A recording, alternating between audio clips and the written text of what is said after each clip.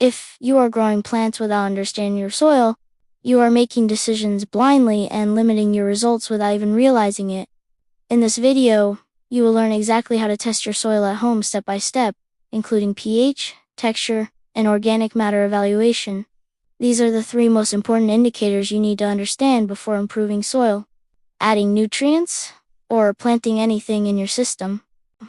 Let's start with a very quick explanation so you understand what you are measuring before we move into the practical steps.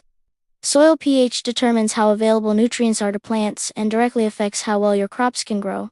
Soil texture determines how water, air, and roots move through the soil, affecting drainage, oxygen, and root development. Organic matter determines how fertile and biologically active your soil is, influencing nutrient availability and long-term soil health.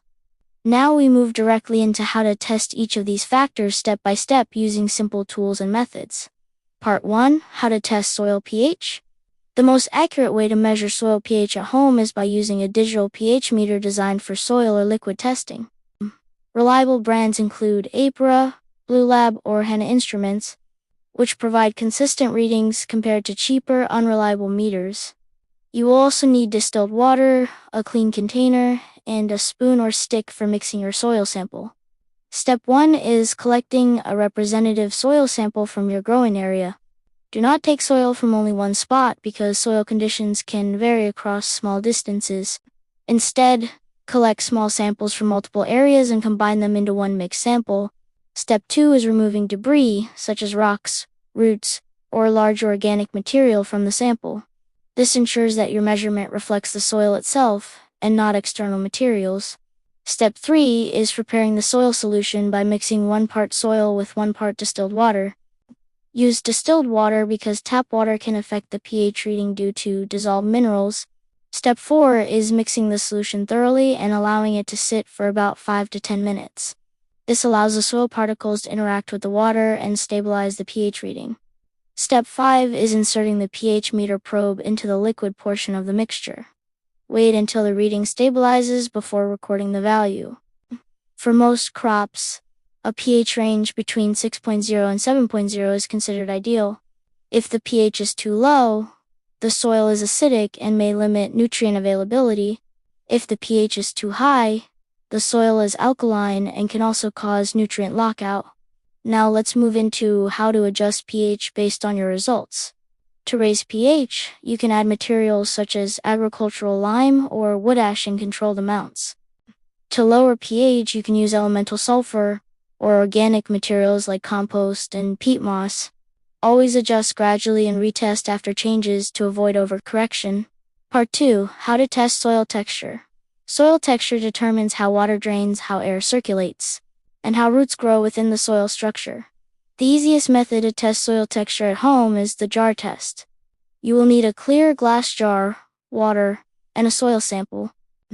Step 1 is filling the jar about 1/3 full with your soil sample.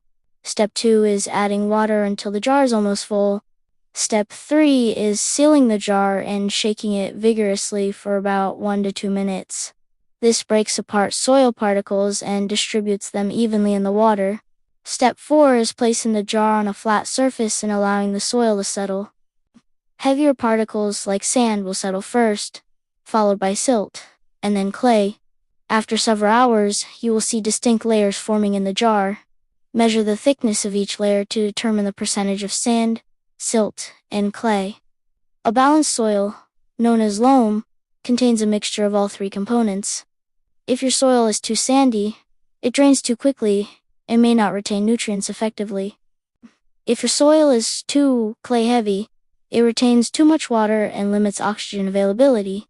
To improve sandy soil, add compost and organic matter to increase water retention. To improve clay soil, add sand, compost, and organic material to improve drainage and structure. Part 3. How to test organic matter.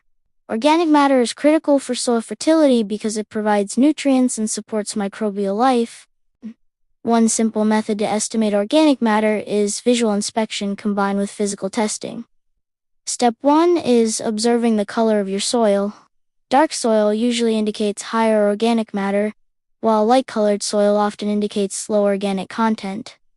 Step 2 is checking soil structure by squeezing a handful of moist soil in your hand. Good soil should hold together slightly but break apart easily when disturbed. Step 3 is looking for signs of biological activity such as earthworms, insects, and root presence.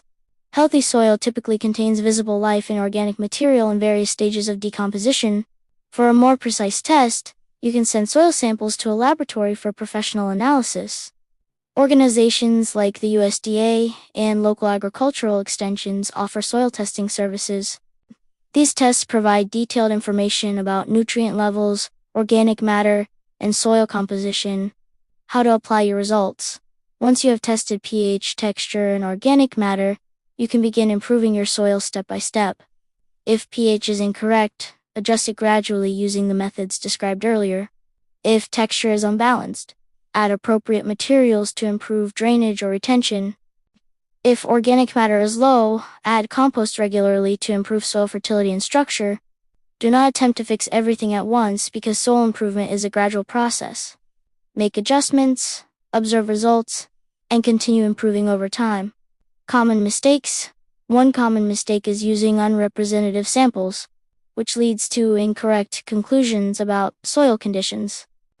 Another mistake is skipping pH testing and adding nutrients blindly, which can worsen soil problems. Improper mixing during the jar test can also lead to inaccurate texture results. Failing to retest after adjustments prevents you from understanding whether your changes are effective. Final result. Once you understand your soil, you gain control over your growing system and can make informed decisions about improvements.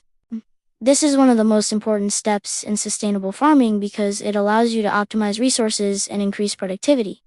And that is exactly how you test soil at home step by step, using practical tools and simple methods. Thanks for watching World Wellness Sustainable Farming.